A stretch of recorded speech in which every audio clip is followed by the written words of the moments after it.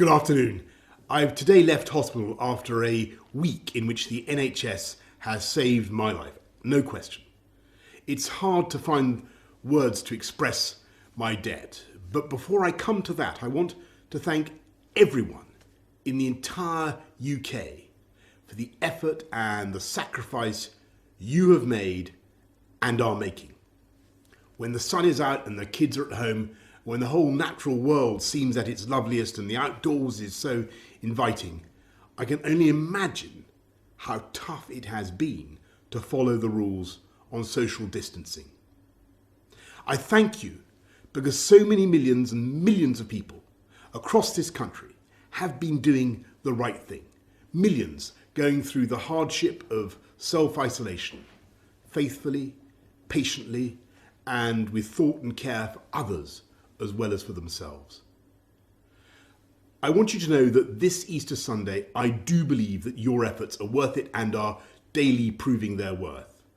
Because although we mourn every day those who are taken from us in such numbers, and though the struggle is by no means over, we are now making progress in this incredible national battle against coronavirus.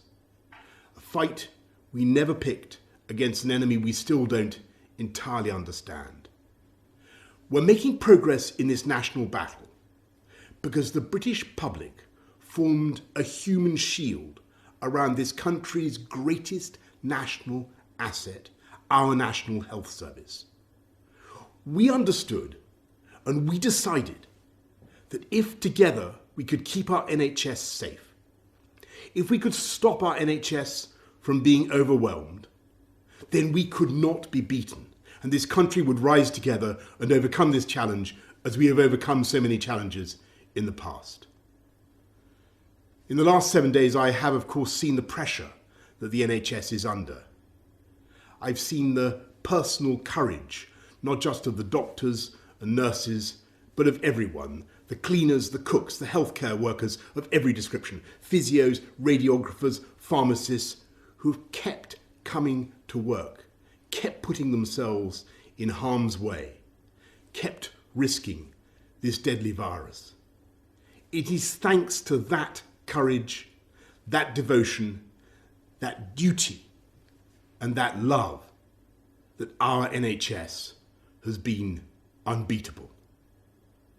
I want to pay my own thanks to the utterly brilliant doctors, leaders in their fields, men and women, but several of them for some reason called Nick, who took some crucial decisions a few days ago, for which I will be grateful for the rest of my life.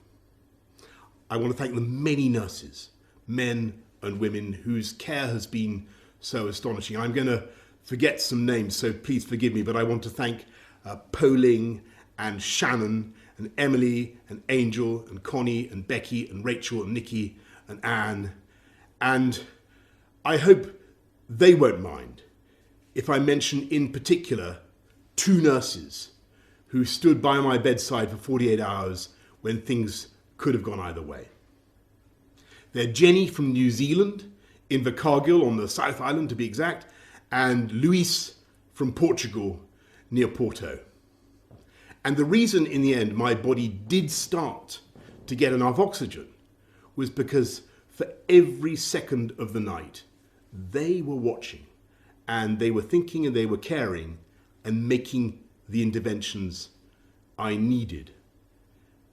So that is how I also know that across this country, 24 hours a day, for every second of every hour, there are hundreds of thousands of NHS staff who are acting with the same care and thought and precision as Jenny and Luis.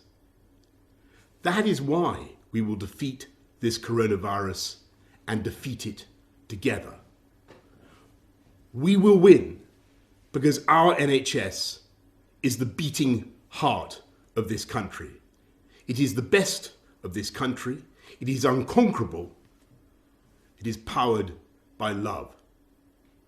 So, thank you from me, from all of us, to the NHS. And let's remember to follow the rules on social distancing, stay at home, protect our NHS, and save lives.